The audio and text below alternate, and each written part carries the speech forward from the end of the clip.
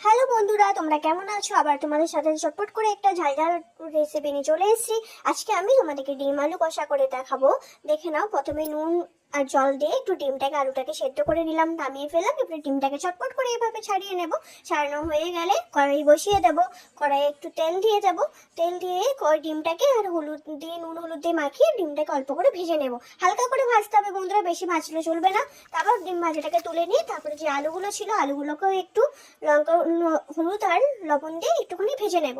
ভাজা হয়ে গেলে ওটাকে তুলে নিলাম, কড়াই বসিয়ে দিলাম, দিয়ে দিলাম তেজপাতা, একটা শুকনো লঙ্কা, গোটা এলাচ, গোটা দারচিনি আর একটু লবঙ্গ, তার সাথে সাদা জিরে একটুখানি। আর এই যে পেঁয়াজ আর বাটা রেখেছিলাম আর টমেটো আর কাঁচা লঙ্কা একসাথে পেস্ট করে নিয়েছি, এটাকে ভালো করে কষিয়ে নেবো। তার সাথে জিরে গুঁড়ো আর কাশ্মীরি লঙ্কার গুঁড়ো দিয়ে ভালো করে কষিয়ে নেবো মশলাটাকে। তারপরে আলু আর ডিমটা যেটা ছিল ওটাকে দিয়ে দেবো, সামান্য একটু গরম জল দিয়ে হয়ে গেল আমার ডিম কষা রেডি। তোমার যদি ভালো লেগে থাকে অবশ্যই একটা লাইক